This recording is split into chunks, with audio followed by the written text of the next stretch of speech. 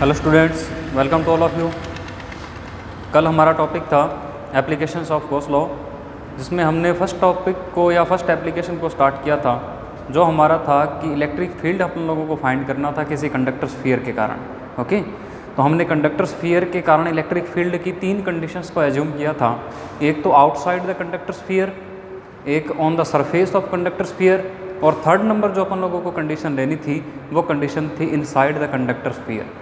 अपन लोगों ने कल 2 केस कर लिए थे।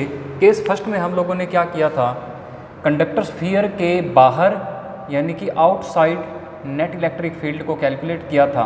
वो अपन लोगों को मिला था कितना, k capital Q divided by small R square, जहाँ पे स्मॉल आर क्या चीज़ था।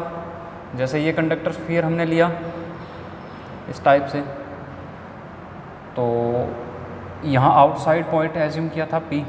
तो ये वाली जो स्मॉल आर डिस्टेंस है, ये small R distance point P की डिस्टेंस है सेंटर से, ठीक है। और क्यू क्या चीज़ है, क्यू है कंडक्टर स्फीयर के ऊपर चार्ज की क्वांटिटी। तो यहाँ से हमने एक रिलेशन निकाला था कि जो आउटसाइड इलेक्ट्रिक फील्ड होगा वो आउटसाइड इलेक्ट्रिक फील्ड प्रोपोर्शनल होगा 1/r² या रिवर्सली प्रोपोर्शनल होगा R2 की पावर k। इससे हमें ये पता चलता है कि यदि हम लोग आउटसाइड जाएं कंडक्टर स्फीयर के और आउटसाइड इस पॉइंट P को दूर लेते जाएं तो स्मॉल r की वैल्यू इंक्रीज होती जाएगी, और स्मॉल r इंक्रीज होते ही इलेक्ट्रिक फील्ड क्या होता जाएगा, डिक्रीज। इट मीन्स इस कंडक्टर स्फीयर के सरफेस से जैसे जैसे हम दूर जाएंगे वैसे वैसे इलेक्ट्रिक फील्ड की जो इंटेंसिटी है वो क्या होती जाएगी, अपनी डिक्रीज होती जाएगी, ठीक है जी। फिर हमने सरफेस पर इलेक्ट्रिक फील्ड को डिफाइन किया था कि सरफेस पर कितना आएगा। उसकी वैल्यू अपन लोगों को मिली थी capital Q divided by capital R square. Q तो सेम है, quantity of charge on the conductor sphere, and R क्या चीज़ है, आर है radius of the conductor sphere. इसको मैंने मैक्सिमम कहा था। क्यों मैक्सिमम कहा था, बिकॉज बाहर देखो आप लोग, बाहर का जो इलेक्ट्रिक फील्ड है वो डिस्टेंस इंक्रीज करने से क्या हो रहा है, डिक्रीज हो रहा है। और अंदर मैं आपको पहले कल बता चुका हूँ वैसे थ्योरेटिकली कि इलेक्ट्रिक फील्ड की वैल्यू कितनी होती है, 0 होती है। वो तीसरा केस अब हम लेंगे, ठीक है। तो इलेक्ट्रिक फील्ड अंदर 0 और बाहर डिक्रीज हो रहा है। इट मीन्स जो मैक्सिमम होगा वो अपने को कहाँ ऑब्टेन्ड होगा, मैक्सिमम कहाँ ऑब्टेन्ड होगा, सरफेस पर ऑब्टेन्ड होगा। तो ये 2 केस अपन लोगों ने कल डिस्कस कर लिए थे। आज अपन लोग थर्ड केस की बात करते हैं, और थर्ड केस अपना क्या है, electric field on the surface, electric field on the surface तो सॉरी हमने कर लिया, electric field inside the conductor sphere, inside the conductor sphere. ये थर्ड केस आप हेडिंग लगाएं, नोटबुक निकाल लें अपनी, electric field inside the conductor sphere.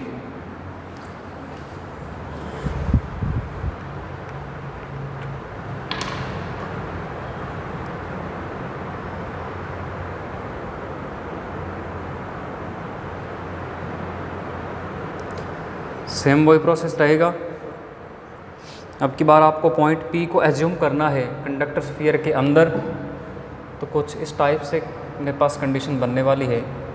ये अपना कंडक्टर स्फीयर, इसका entire positive charge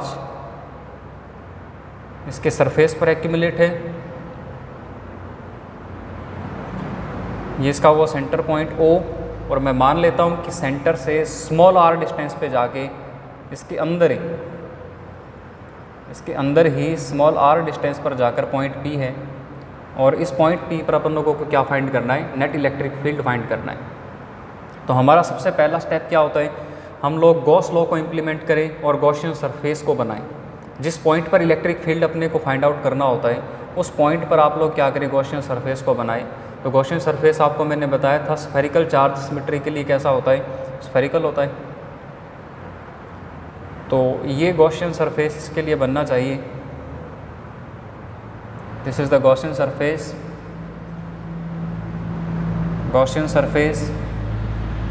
for this particular condition, Gaussian surface for this particular condition। अब आप लोग गॉस लॉ को इम्प्लीमेंट करें। अकॉर्डिंग टू गॉस लॉ अपने को पता है कि नेट इलेक्ट्रिक फील्ड का close integration on the surface of Gaussian surface equal होता है किसके, Q inside divided by epsilon not. अब यहाँ पर सबसे बड़ी बात जो ये है, बार बार मैं आपको बता चुका हूँ कि ये जो इलेक्ट्रिक फील्ड होता है, नेट इलेक्ट्रिक फील्ड, ये वो इलेक्ट्रिक फील्ड है जो हम लोग गॉसियन सरफेस पर क्या करते हैं, फाइंड आउट करते हैं। गॉसियन सरफेस पर net electric field find out करते हैं। और क्यू इन क्या चीज़ होता है, क्यू इन क्या होता है हमारा, क्यू इन होता है charge enclosed by the Gaussian surface, charge enclosed by the Gaussian surface. अब आप लोग देखें, जो हमारा टोटल इलेक्ट्रिक चार्ज है वो इस कंडक्टर स्फीयर के सरफेस पे एक्यूमुलेट है इस टाइप से। बट यदि मैं क्यू इन की बात करूं तो क्यू इन क्या होगा, इस गॉसियन सरफेस के द्वारा enclosed electric charge, net electric charge. तो क्या इस गॉसियन सरफेस के अंदर कोई चार्ज है क्या? तो हमारा आंसर है कि हमें देखने पर तो नहीं लग रहा कि इस गॉसियन सरफेस के अंदर चार्ज हो। क्यों चार्ज नहीं? क्योंकि ये कंडक्टर स्फीयर है। कंडक्टर होने के कारण इसका टोटल चार्ज कहाँ पर जाकर के एक्यूमुलेट हुआ, इसके सरफेस पर, जिस कारण गॉसियन सरफेस में नेट इलेक्ट्रिक चार्ज की वैल्यू कितनी मिली अपन लोगों को, 0। ठीक है, तो क्या लिखोगे, इन गॉसियन सरफेस क्यू इन ये कितने के बराबर है अपने पास है, 0 के बराबर है। तो आप इस इंटीग्रल को जब सॉल्व करोगे तो net electric field at the point P, या आप लोग यूँ कहें कि inside the conductor electric field आपको कितना मिलेगा, 0 मिलेगा। ठीक है बात, तो इसको आप डायरेक्ट लिख सकते हो, E inside equal to 0। Okay, इसका एक रीज़न आप और भी समझ सकते हो कि अंदर इलेक्ट्रिक फील्ड क्यों 0 हो गया। ये तो गॉस थ्योरम से हमने ये मतलब इसका कंक्लूजन निकाला है कि गॉसियन सरफेस के अंदर कोई चार्ज नहीं है, जिस कारण से इलेक्ट्रिक फील्ड 0 है। तो आप कुछ इलेक्ट्रिक फील्ड लाइंस के थ्रू भी आप इसको एक्सप्लेन कर सकते हो, बिकॉज हमारे पास कंडक्टर स्फीयर इस टाइप से है और यहाँ इसका पॉजिटिव चार्ज है। और मैंने आपको बताया था properties of electric field lines के अंदर कि किसी भी मेटल सरफेस के लिए या कंडक्टर सरफेस के लिए जो इलेक्ट्रिक फील्ड लाइंस होती हैं वो उसके परपेंडिकुलर रहती है। तो बाहर चार्ज है तो इसके लिए जो इलेक्ट्रिक फील्ड का पैटर्न रहना चाहिए वो इस टाइप से कुछ रहना चाहिए, ऐसा इलेक्ट्रिक फील्ड होगा इसका। इसके सरफेस पर हर एक जगह पर कितने डिग्री का एंगल फॉर्म करता हुआ, 90 डिग्री का एंगल फॉर्म करता हुआ ऐसे।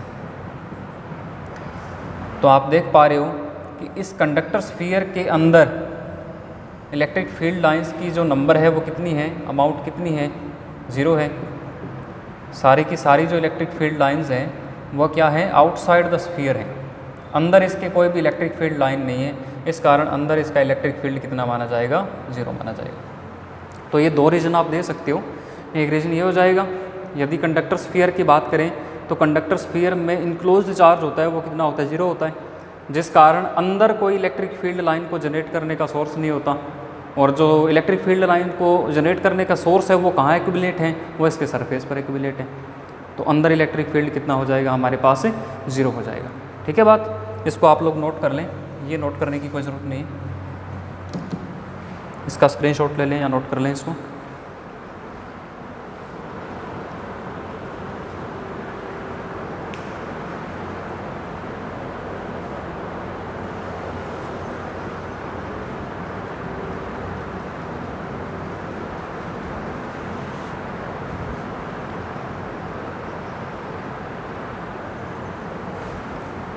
ठीक है भाई, अब हमारे पास देखो 3 फार्मूले आ चुके हैं। कितने फार्मूले आ चुके हैं हमारे पास है, 3 फार्मूले आ चुके हैं। तीनों कंडीशन कंडक्टर स्फीयर की कंप्लीट है। आउटसाइड इलेक्ट्रिक फील्ड इतना, डिस्टेंस के साथ ये वेरिएशन, इट मीन्स डिस्टेंस को इंक्रीज करोगे तो इलेक्ट्रिक फील्ड डिक्रीज होगा। बाहर की बात करें तो सरफेस पर मैक्सिमम, और inside the conductor sphere electric field कितना हम लोगों ने कंक्लूड किया, 0। अब इन तीनों डाटाज का यूज़ करके, तीनों फार्मूलाज का यूज़ करके हम लोग इलेक्ट्रिक फील्ड का वेरिएशन डिस्टेंस के साथ प्लॉट कर सकते हैं। बिकॉज आप तीनों से देखो, जब डिस्टेंस r थी तब इलेक्ट्रिक फील्ड इतना था, जब डिस्टेंस कैपिटल R होगी तो इलेक्ट्रिक फील्ड इतना हो गया, जब डिस्टेंस कैपिटल R से भी स्मॉल होगी तब इलेक्ट्रिक फील्ड कितना हो गया, 0। मतलब ये कंडीशन है इस कंडक्टर स्फीयर की यदि रेडियस कैपिटल आर माने तो इस कंडीशन में क्या है, स्मॉल आर है वो ग्रेटर देन होगा कैपिटल आर से, बिकॉज आउटसाइड हम इलेक्ट्रिक फील्ड की बात कर रहे हैं तो आउटसाइड पॉइंट लेना पड़ेगा।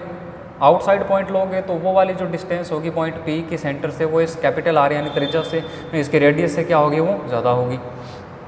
उसके बाद सरफेस पर जो कैपिटल आर है वो किसके बराबर होगा, स्मॉल आर के बराबर होगा। उसके बाद यहाँ पर जो स्मॉल आर है वो लेस देन होगा किससे, कैपिटल आर से। इट मीन्स डिस्टेंस वेरी कर रही है तीनों कंडीशंस के अंदर, और डिस्टेंस के साथ साथ इलेक्ट्रिक फील्ड भी क्या कर रहा है, वेरी कर रहा है। तो आप इलेक्ट्रिक फील्ड का और इस डिस्टेंस का क्या कर सकते हो, वेरिएशन प्लॉट कर सकते हो। अब उसको हम लोग करते हैं, देखो कैसे होगा। इस ग्राफ को भी ध्यान से आप लोग समझें, बिकॉज कई बार 1 नंबर में क्या हो जाता है कि ये ग्राफ पूछ दिया जाता है।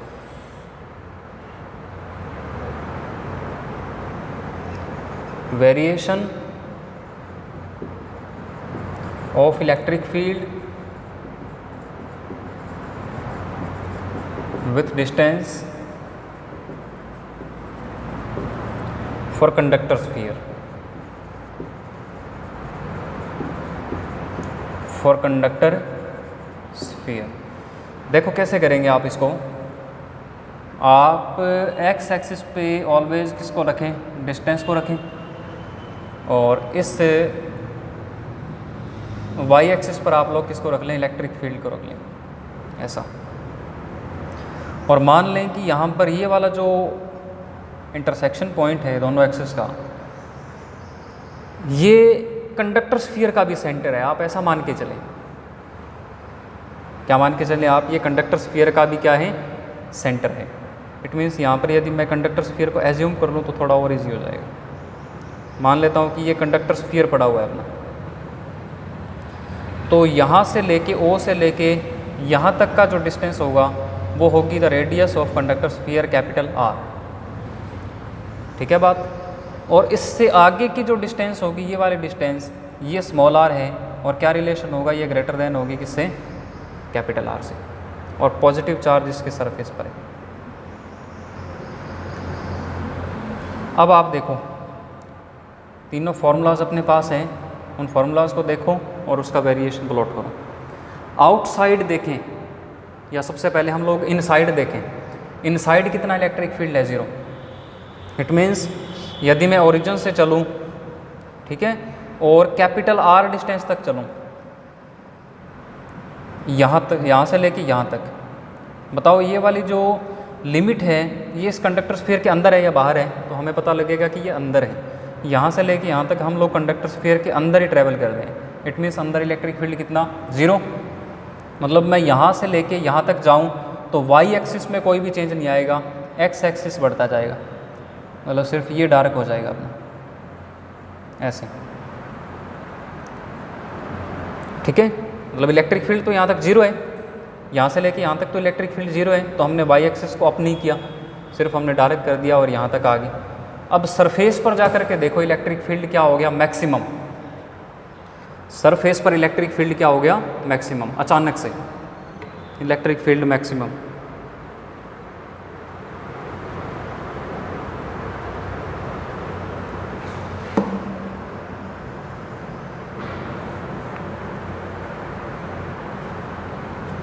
सरफेस पर इलेक्ट्रिक फील्ड मैक्सिमम, तो मैं इस ग्राफ को अचानक से अप कर देता हूँ ऐसे।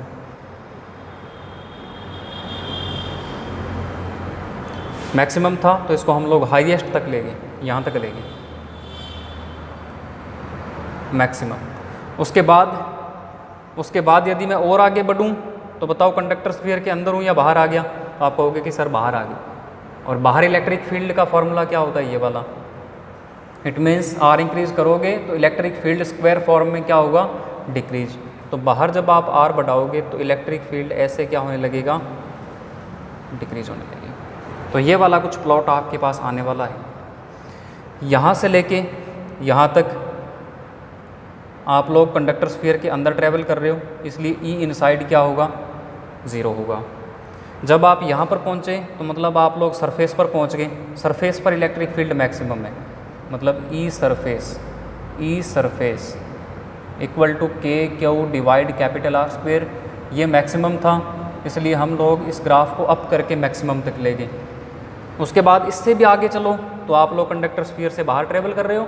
बाहर जो इलेक्ट्रिक फील्ड है मतलब ई आउटसाइड है, वो ई आउटसाइड रिवर्सली प्रोपोर्शनल है आर स्क्वायर के। इट मीन्स डिस्टेंस को बढ़ाया और ई स्क्वायर फॉर्म में क्या हुआ, डिक्रीज हुआ। तो ये वाला ग्राफ इसका बनना चाहिए। इसको आप लोग प्लॉट कर लें, स्क्रीनशॉट ले लो चाहे इसका, चाहे आप इसको नोट कर लो। कई बार एग्जाम में क्या होता है कि सिर्फ ये ग्राफ पूछ लिया जाता है 1 नंबर में कि plot the variation of electric field with the distance for conductor sphere, for insulator sphere, for infinite sheet plate and infinite long straight wire. इस प्रकार के हमें सारों के ग्राफ बनने वाले हैं।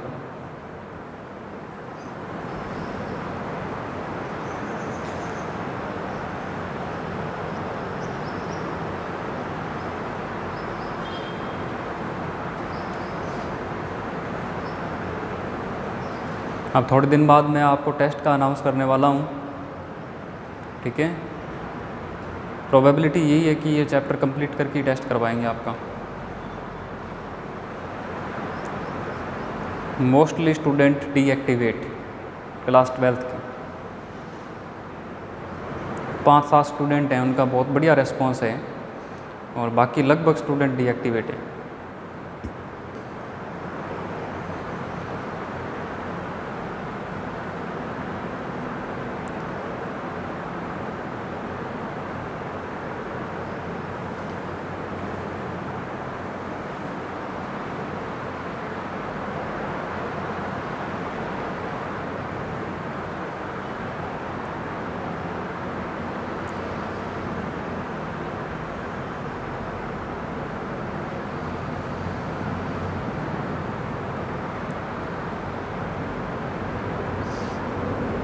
ठीक है जी, चलो आगे बढ़ते हैं अपने सेकंड नंबर एप्लीकेशन की तरफ।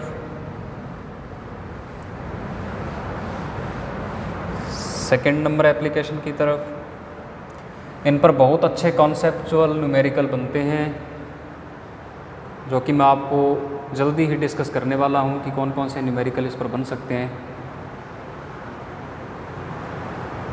Application number second, it is the most application for the point of view board exam।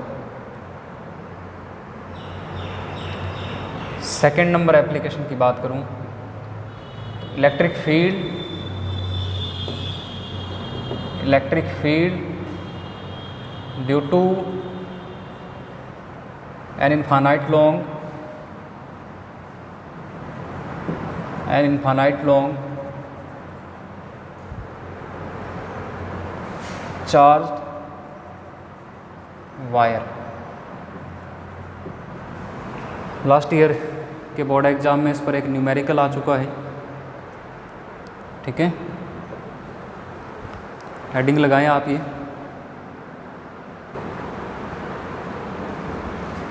Previous application में आपने जो फॉर्मूलाज निकाले थे उनका मैं एक वेरिएशन आपको बताना भूल गया, वो थोड़ा और बता देता हूँ। जैसे आउटसाइड इलेक्ट्रिक फील्ड का हमने क्या एक्सप्रेशन निकाला था कि Q divide by 4 pi only R square,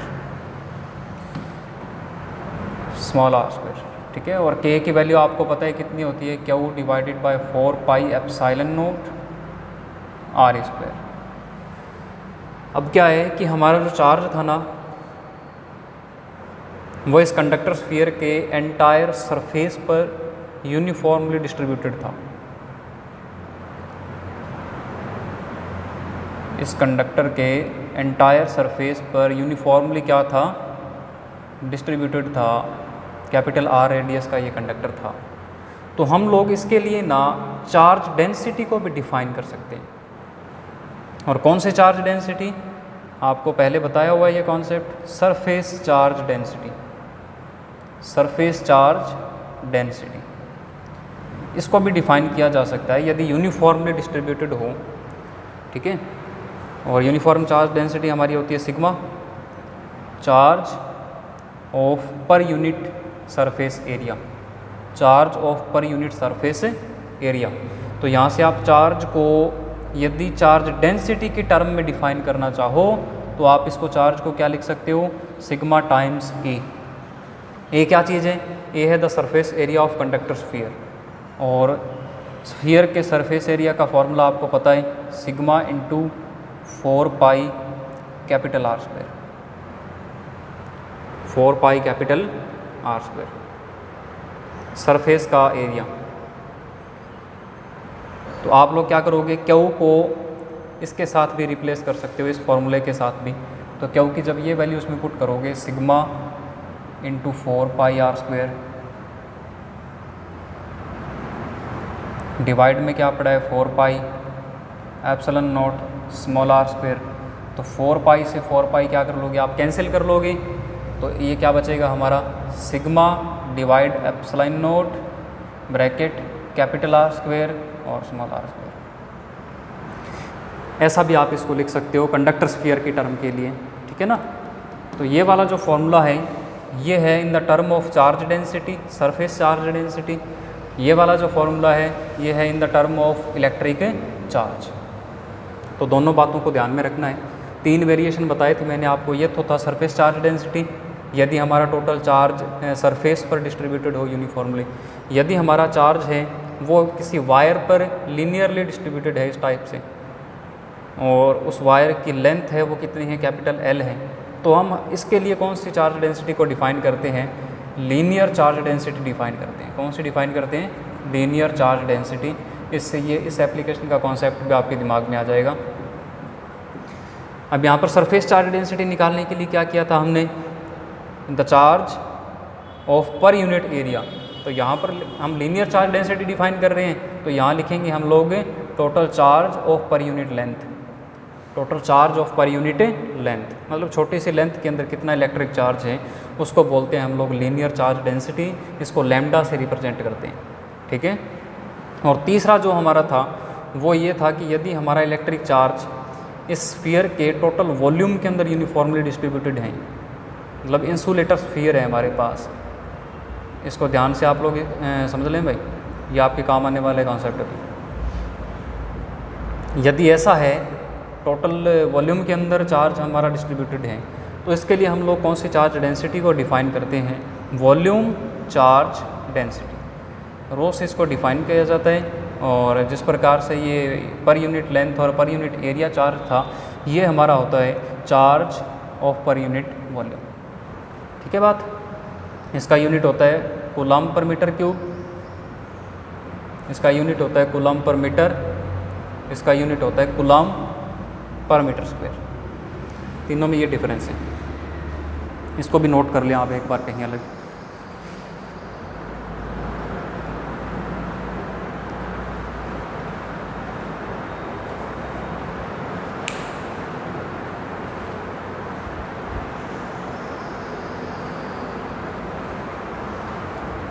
ठीक है भाई।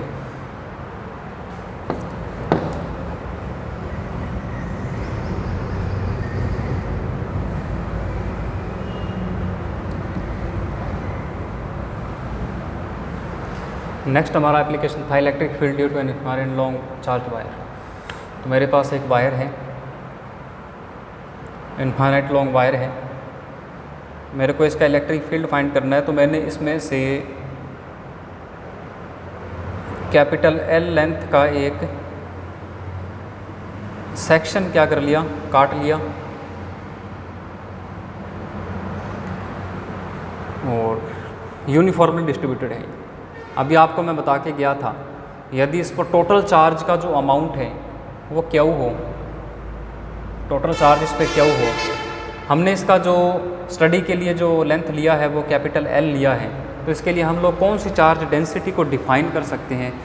तो आंसर है कि लीनियर चार्ज डेंसिटी डिफ़ाइन कर सकते हैं। और लीनियर चार्ज डेंसिटी क्या होता है, लीनियर चार्ज डेंसिटी होता है total charge of per unit length. तो हम टोटल चार्ज को कितना निकालेंगे यहाँ से, total charge is equal to lambda into L. क्यों निकाला हमने टोटल चार्ज, क्योंकि गॉस लॉ को इम्प्लीमेंट करना है, और गॉस लॉ को इम्प्लीमेंट करना है तो अपन लोगों को क्यू इन की ज़रूरत पड़ेगी, मतलब गॉसियन सरफेस के अंदर जो चार्ज होगा उसकी ज़रूरत पड़ेगी, और अंदर चार्ज कितना आएगा हमारे पास, लैम्डा इंटू एल, ठीक है। अब हमारा काम क्या होता है, हम इस चार्ज के डिस्ट्रीब्यूशन को देखें और उसके लिए हम लोग क्या करेंगे कि गॉसियन सरफेस बना लें। लेट अस सपोज दैट इस पॉइंट P पर मेरे को इलेक्ट्रिक फील्ड फाइंड करना है और ये electric field small r distance पर है इस वायर से। तो इसके लिए यदि मेरे को इलेक्ट्रिक फील्ड फाइंड करना है तो गॉसियन सरफेस बनाना होगा।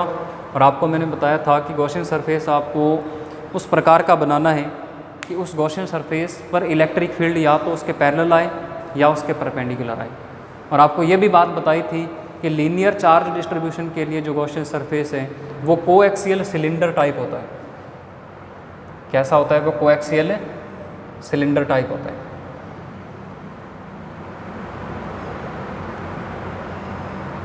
इस प्रकार का गॉसियन सरफेस बनेगा हमारे पास, कोएक्सियल सिलेंडर। ठीक है भाई, अब आप देख सकते हो ये गॉसियन सरफेस है, गॉसियन सरफेस। अब आप देख सकते हो जो हमने चार्ज निकाला था क्यू, ये वाला जो चार्ज है एल लेंथ पर चार्ज, ये सारा चार्ज इस गॉसियन सरफेस के अंदर है। तो हमें क्यू इन की वैल्यू मिल जाती है कितनी? Q equal to lambda into L के बराबर। और इस गॉसियन सरफेस में देखो तो ये वाला जो कर्व्ड सरफेस है इस पर तो इलेक्ट्रिक फील्ड परपेंडिकुलर है, कितने डिग्री का एंगल बना रहा है यहाँ पर? 90 डिग्री का। और ये जो सर्कुलर प्लेन्स हैं इनके लिए इलेक्ट्रिक फील्ड कैसा है? पैरेलल है, दोनों के पैरेलल है। तो ये गॉसियन सरफेस हमने बनाया। अब हम लोग इसके लिए गॉस लॉ को क्या करेंगे? इम्प्लीमेंट करेंगे। तब तक इसका आप लोग स्क्रीनशॉट ले लें। और आरसी सर क्या हाल है?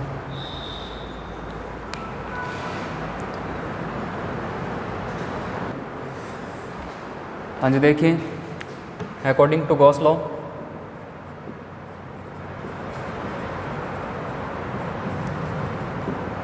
close integration of electric field, net electric field on the surface of Gaussian surface equal to Q inside divided by epsilon naught। अब एसेंशियली ये वाला जो लेफ्ट हैंड साइड में लिखते हैं हम लोग, ये क्या होता है? हमारा फाई नेट होता है, टोटल फ्लक्स होता है। और टोटल फ्लक्स है तो हम इसको कितने भाग में डिवाइड कर सकते हैं, कितने पार्ट्स में डिवाइड कर सकते हैं? देखो 3 पार्ट्स में डिवाइड कर सकते हैं। 2 तो इसके सर्कुलर प्लेन हो गए और एक इसका कर्व्ड सरफेस हो गया। इन तीनों को यदि हम लोग डिवाइड कर लें और इनका इंडिविजुअली फ्लक्स निकाल के ऐड कर दें तो हमें ये वाला मिल जाएगा। ये टोटल फ्लक्स है किसका? देखो इस पर सर्कल लगा हुआ है ना, तो ये टोटल फ्लक्स है किसका? गॉसियन सरफेस का। और गॉसियन सरफेस इंडिविजुअली कितने पार्ट से मिलकर के बना हुआ है? 3 पार्ट से। तो हम इस इंटीग्रेशन को कितने पार्ट्स में डिवाइड कर देते हैं? 3 पार्ट्स में डिवाइड कर देते हैं। Let us suppose that this is curved surface, इस पर हमने एक एरिया एलिमेंट लिया, इस एरिया एलिमेंट की डायरेक्शन मैंने इधर साइड रखी और इसका नाम रखा मैंने dA1 वेक्टर। आप देखोगे कि ये कर्व्ड सरफेस है और कर्व्ड सरफेस पर जो इलेक्ट्रिक फील्ड है वो भी इस साइड है, परपेंडिकुलर है इसके इधर साइड। अब दूसरा जो मैंने एलिमेंट लिया है वो इस सेकंड नंबर सर्कुलर सरफेस पे लिया है यहाँ पर। Let us suppose that this is dA2 element और इसकी जो डायरेक्शन होगी वो इसके इस साइड होगी, dA2 वेक्टर। लेकिन जो इलेक्ट्रिक फील्ड है वो पैरेलल ही है, बिकॉज यहाँ पर पॉजिटिव चार्ज है तो इलेक्ट्रिक फील्ड तो रेडियली आउटवर्ड होगा, तो इसके पैरेलल आएगा E वेक्टर। अब यहाँ पर आप लोग थर्ड एलिमेंट को ड्रॉ करें, इसको रब करना पड़ेगा। थर्ड एलिमेंट को ड्रॉ करें और सपोज करें कि जो इसका मैग्नीट्यूड है वो dA3 है और इसका इधर साइड डायरेक्शन है dA3 वेक्टर। और जो इलेक्ट्रिक फील्ड है वो इस प्लेन के भी पैरेलल है।